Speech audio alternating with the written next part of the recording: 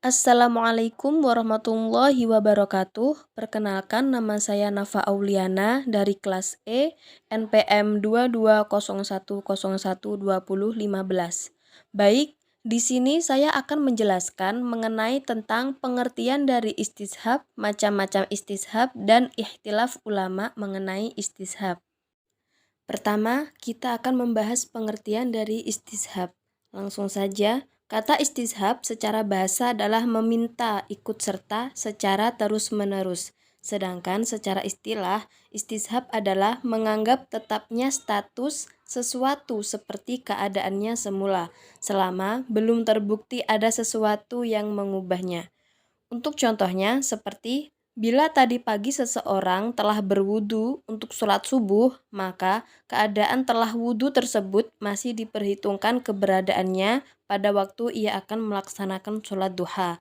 Maka ia tidak perlu berwudu kembali selama tidak ada bukti dan tanda-tanda bahwa wudunya telah batal. Nah, itu tadi pengertian istishab dan contohnya. Untuk selanjutnya tentang macam-macam istishab. Istishab terbagi menjadi 4 macam. Yang pertama, istishab al-ibahah al-asliyah. Jenis ini banyak berperan dalam menetapkan hukum di bidang muamalah, bahwa hukum dasar dari sesuatu yang bermanfaat boleh dilakukan selama tidak ada dalil yang melarangnya. Dari sini, para ulama merumuskan pada dasarnya setiap orang itu terbatas dari tanggungan. Untuk yang kedua, istishab al-baro'ah al-asliyah, yaitu ijtihad yang didasarkan atas prinsip bahwa pada dasarnya setiap orang bebas tuntutan beban taklif sampai ada dalil yang mengubah statusnya itu, dan juga bebas dari utang atau kesalahan sampai ada bukti yang mengubah statusnya. Semisal, kita tidak diwajibkan untuk melakukan sholat fardu yang keenam dalam sehari semalam setelah menunaikan sholat 5 waktu, karena tidak adanya dalil yang membebankan hal itu.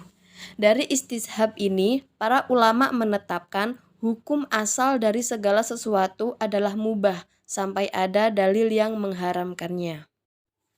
Yang ketiga, istishab al-hukum. Istishab ini didasarkan atas tetapnya status hukum yang sudah ada selama tidak ada bukti yang mengubahnya. Misalnya, seorang hendak berpuasa, kemudian ia makan sahur, namun ia ragu apakah sewaktu makan sahur masih tersisa waktu sahur ataukah sudah masuk waktu puasa. Nah, dalam hal ini, puasa orang tersebut tetaplah sah sebab ia meyakini bahwa waktu itu merupakan waktu sahur. Dan yang keempat, ada istishab al-wasf. Istishab al-wasf adalah istishab yang didasarkan atas anggapan masih tetapnya sifat yang diketahui ada sebelumnya sampai ada bukti yang mengubahnya. Contohnya seperti sifat air yang diketahui suci sebelumnya akan tetap suci sampai ada bukti yang menunjukkan air itu menjadi najis. Istishab keempat ini menetapkan bahwa keyakinan tidak bisa dihilangkan dengan keraguan. Untuk yang terakhir, saya akan membahas tentang ikhtilaf ulama mengenai istishab. Ikhtilaf sendiri itu berartikan bisa perbedaan, perselisihan, dan pertukaran. Para ulama sepakat bahwa 3 macam istishab adalah sah dijadikan landasan hukum.